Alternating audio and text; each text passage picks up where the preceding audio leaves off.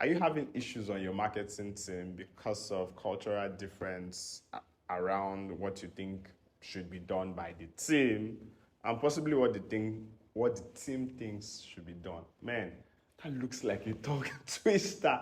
But yeah, we're going to be talking about psychological safety, running your marketing team, and how culture influences the kind of outputs that you have working in a team, from the leadership to the marketing or brand and communications team.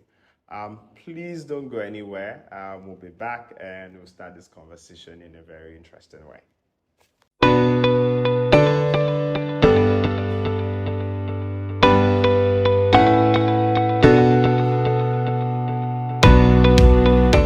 You're welcome to my YouTube channel, by the way. I strongly believe that the culture of a team will affect the quality of output that the branding, communications, and marketing team has.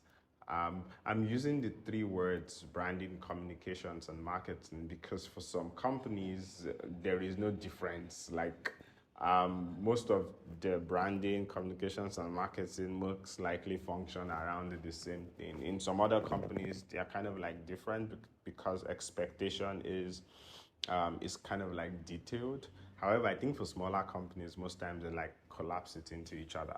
But what I'm even trying to say, I think I'm going to start with a story. Growing up, there's one time that my friends used to call Chelsea. It's not growing up because maybe like, oh yeah, 10 years ago, they used to call Chelsea Konite Semi Budget.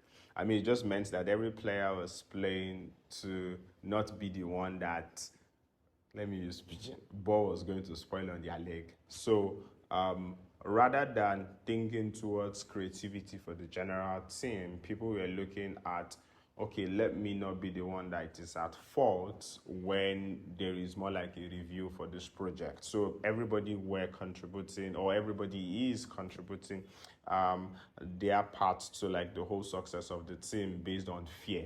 I know that the person that is going to be held responsible for, so to speak, the failure of this is going to have consequences. And so rather than work together to get things done properly, people are working together to ensure that their part of the project is good. So in case there is a problem, nobody is going to call their name. If you're working in a team where you don't need like your sales circle is established, maybe just talk to this person and you win, and you're not doing something that is B2C, you're not dealing with a lot of customers, and you're not proper brand focused, maybe you may not be paying attention to this. But if you're running a creative team that needs to like drive and sell your product as a brand, that adverts is important, marketing is important, awareness is very, very key to the success and the scaling of your business, then you need to be paying attention to these things that I'm going to be talking about. It's three. I think the first one, before I say I think the first one is that if you are running a team where people believe like if you are not in the picture, then there is a likelihood that it may not be successful. That just means that there is no autonomy or ownership. So you have like a very strong creative team, but how things run on that team is just like, if you know Didier, if you know work, then maybe you may not be getting the best out of your team. Secondly, which connects to the first one, is that there's like no brand guidelines. So people are scared of not offending, or people are scared of going against. So people are not clear about what they are going to do that is going to fly. So people are just trying it. Most of the things that are going into your branding, communications, and marketing are guesswork. They are just trying their possible best around, will this one work, will this one not work? Sometimes they get it and it goes, sometimes they don't get it and it goes. So there's no guideline. The definition of what is good is in the mind of the leader, so to speak. There may be problem at the end of the day. And there's a third one, and that third one is that if, let's say, this company is driven by let's say, because for most of the times,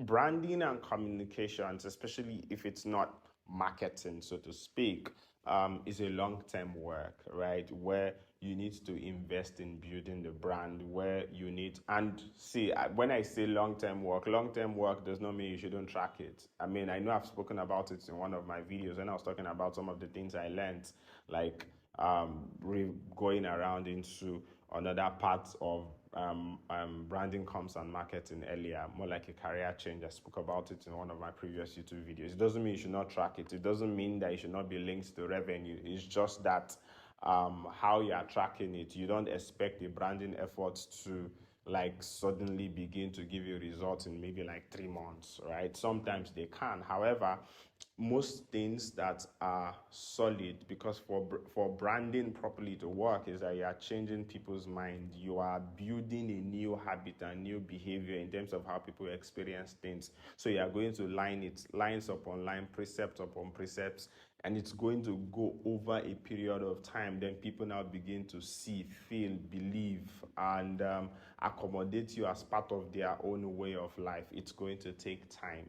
So if that is what you are trying to do on the team, or if that's what your team is trying to do, and for you, you are just blitzscaling, I need 5 million users, or I need 1 million users, or I need 2 million users, right?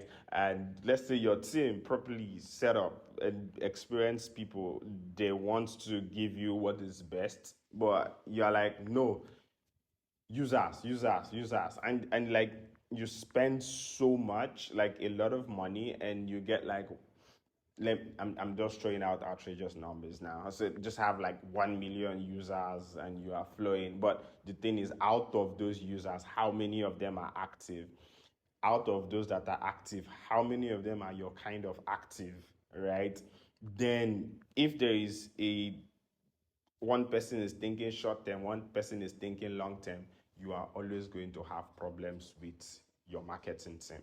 Um, the 3 things I just listed comes to a full circle, and I'm going to bring it to a kind of like a harmonized point when I say that if there is a difference between how the culture operates for the team in terms of expectation and how the leadership of a team operates, you're going to always be having problems, one, or you're going to be having below the capacity of your team, because rather than be creative, they are going to be reactive, right? Or you're going to be having a situation where people do what you say, what you want, and may not be necessarily what you need. So you get short-term bursts, but cannot last a period of time. So or you're just going to be changing your marketing, branding, and communications team every time, because there is a conflict between how you want the team to run and how the people are running it. And as a result of the fact that there's a conflict, it may now be manifesting itself as organ-led marketing because you are not seeing what you are looking for, possibly because you have not communicated it earlier, or you communicated it as a result of the work situation. Everybody's like, okay, let's just do what Oga says, right? I think that your communications and branding team is one that you need to pay attention to when you are setting up, right? One, you are aligning on, okay, this is how we want to do things, right? You are agreeing on a direction. Yes, there is a brand guide that says, okay, this is how. So for example, nobody is waiting on Oga's approval, so to speak, for a creative to fly, because there is already an established process on what our values are, on what our personality is, on what our tone of voice is. So there is a guideline that establishes how we should do things. So because there's a guideline, then all our creative juices is poured into ensuring that we are having effective winning in terms of our objectives where that guideline is concerned, right? And so that means also everybody in the company is subjected to that guideline. If we want to adjust how we do things, then we have a conversation on adjusting the guideline, right? And it comes with so much understanding of culture. Like, and I'm trying to look for the best possible way to hit the home run on this point, right? Back to what I said about Konit SME budget. If there is no psychological safety where people can share where they think or how they can contribute to taking the company, because I also feel like branding and communications people should also be heavily invested in revenue growth, right, in thinking long term, in not being reactionary to trends. Have alignment with your brand communications and marketing team, right? Irrespective of the setup that you have, right? Let everybody be clear. If you also have a team where people cannot say their mind, and if they don't agree with where you are going, they will just follow where you are going. That's your. I'm not not the HR expert to have that conversation, so that's also fine. However, if you want to get the best out of people who are creative, you need to create a space for them to be able to exhaust their creative juices, right? Employ amazing people, ensure that they are committed to where you are going to, and leave them to do their work, right? Review, let there be clear objectives, proper timelines.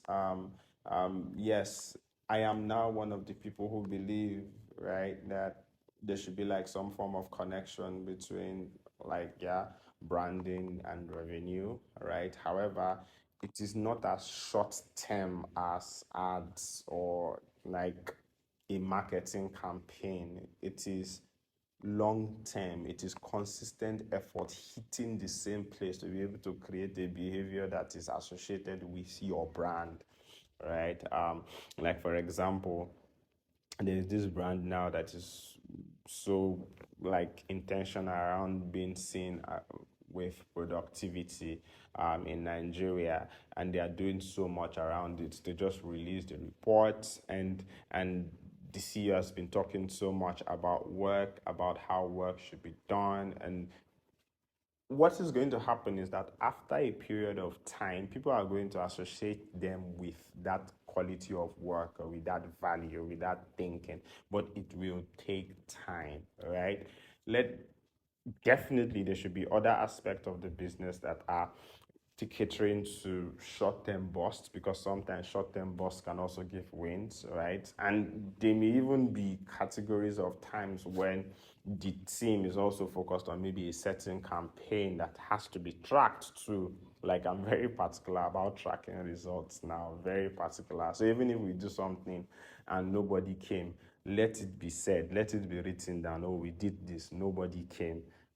This is what we learned. This is what we are going to take tomorrow, right? However, what I'm particular about on today's video or in today's edition is that there should be cultural alignment, and that if there is cultural misalignment between the team, the marketing, branding, and communications team, and the leadership or the leader, it's going to materialize in different ways. And one of the ways is not getting the best. Another way is that people are going to do what you want them to do, which most likely sometimes is also not the best for the company. I know that, yeah, it's your responsibility and all this stuff, but sometimes a lot of more people I know you want people who are committed to your goal and vision like you, right? So if you want this kind of people, try to get them on board and drive home, right?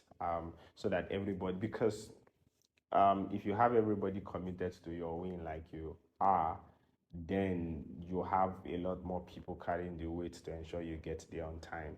And your communications team, your branding team, your marketing team is an integral part of you achieving that as a company. So ensure cultural alignment. Talk to your people, ask them questions, set clear objectives, try to ensure autonomy to the level that your company or your team member can work with. Because again, some people are in different level of growth as a team. So find that out. Have a brand guideline. Have an established system of doing things so that people are not guessing and they don't have to wait for you before they can think, right? I hope this has been good. There's several other videos here. Get to them and see if they are beneficial to you, to your branding, communications, and marketing needs. Thank you very much. My name is Okoyemi Olugbemiro.